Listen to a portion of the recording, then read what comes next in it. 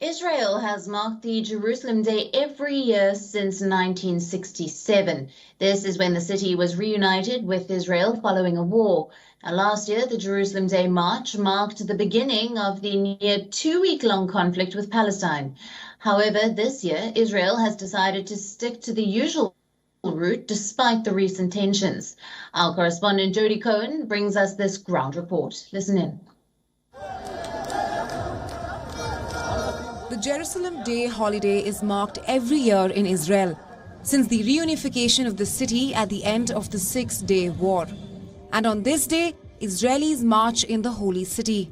These marches usually come from the national religious community. They dance and sing loudly on the streets of Jerusalem to mark this day. But with joy also comes security. Jerusalem has been contested by Palestinians as their own. Because of this, on this day, extra police are deployed on the streets to maintain public safety.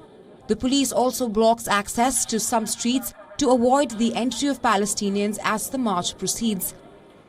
In the year 2021, the Israeli government changed the route of the march.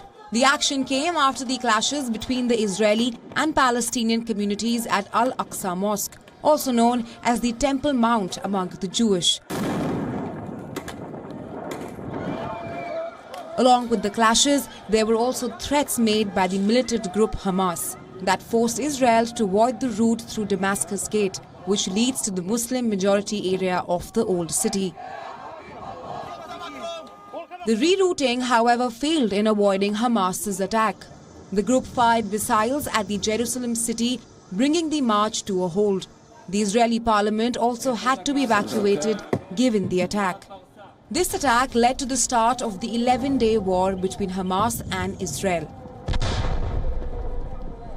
And a year after the war, Israel has decided to follow the usual march route. Despite the recent surge in attacks, the decision was taken by the Public Security Minister Barlev, following the assessment on the ground situation with the police. The march on the 29th of May is expected to pass through here, Jaffa Road, to Damascus Gate, into the Muslim quarter and then finish at the Jewish holy site, the Western Wall. Now, according to reports, Foreign Minister Lapid and Defence Minister Gantz haven't opposed the regular march route, but have apparently expressed reservations. The concern appears to be that the regular route may provoke further tensions, but that rerouting the march again would be a capitulation to terror.